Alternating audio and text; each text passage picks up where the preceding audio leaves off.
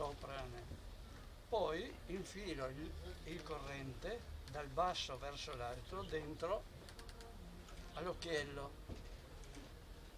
lo passo sotto il dormiente e lo faccio rientrare qui dentro, lo assesto un poco.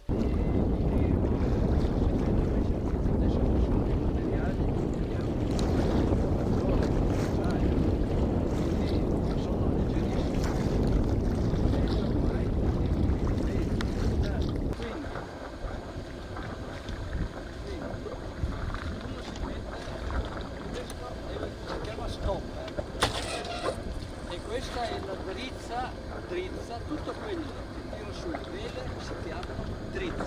Questa è la drizza della randa che tireremo su. La randa, poi tireremo su la drizza con la drizza del fiocco che sempre una vela sui materiali ordinata, fatta con materiali molto resistenti e leggeri. Certamente Ulisse non poteva avere questa cosa, ma non solo. La vela triangolare, come questa che si chiama vela Marconi, è molto più efficiente rispetto alle vele quadre che avevano i romani.